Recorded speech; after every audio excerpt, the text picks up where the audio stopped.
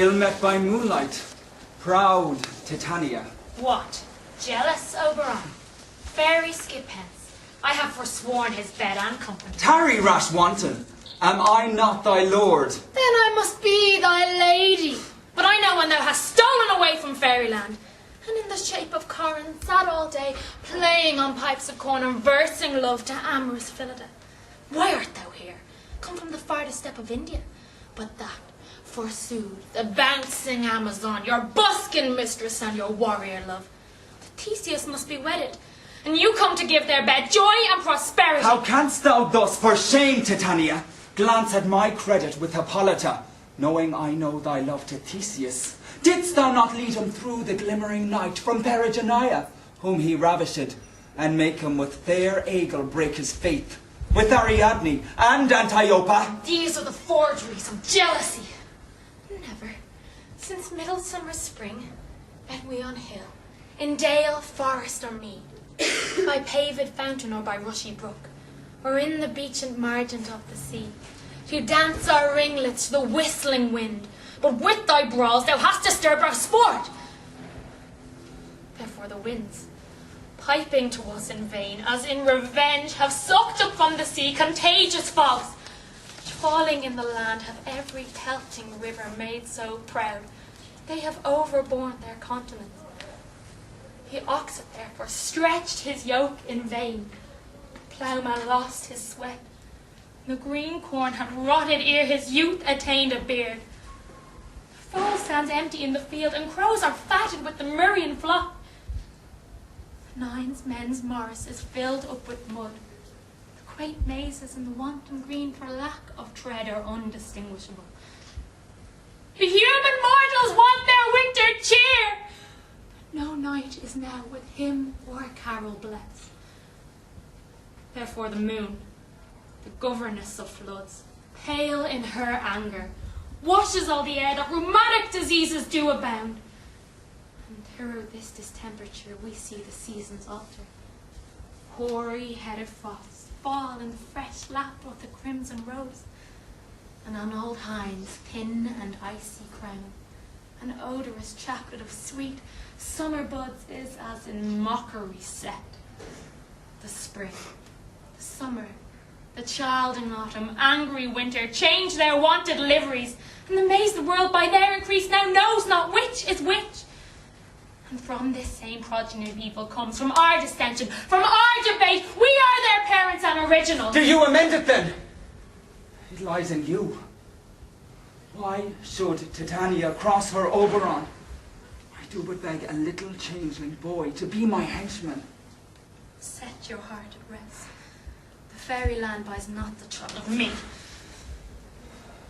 His mother was a votaress of my order, and in the spiced Indian air by night, full often had she gossiped by my side, and sat with me on Neptune's yellow sands, marking the embarked traders of the flood, when we had laughed to see the sails conceive and grow big-bellied with the wanton wind, which she, with pretty and with swimming gait, following her wound and which my young squire would imitate, and sail upon the land to fetch me trifles and return again, as from a voyage rich with merchandise.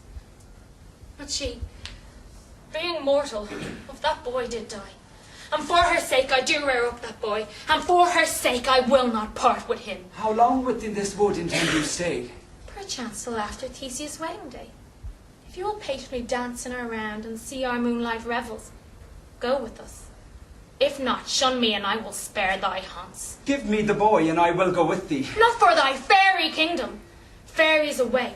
We shall chide downright if I longer stay. Well, go thy way. Thou shalt not from this grove till I torment thee for this injury. My gentle Puck, come hither.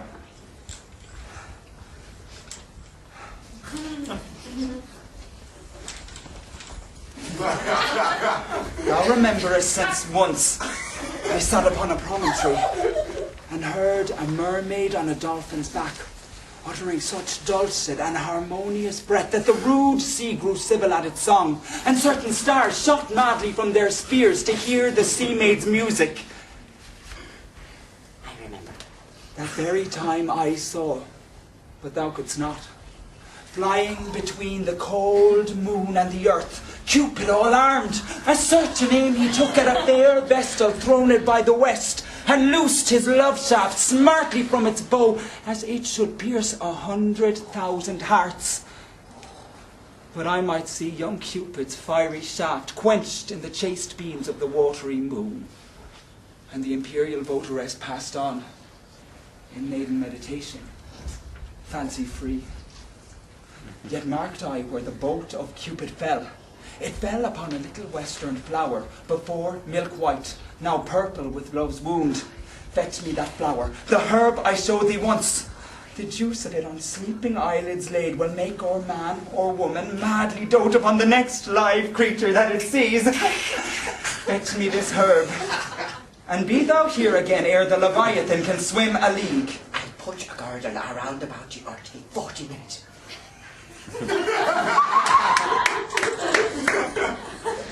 Having once this juice, I'll watch Titania when she is asleep, and drop the liquor of it in her eye. The next thing then she, waking, looks upon, be it on lion, bear, or wolf, or bull, she shall pursue it with the soul of love. And ere I take this charm from off her sight, as I can take it with another herb, I'll make her render up her page to me. But who comes here? I am invisible and will overhear their conference.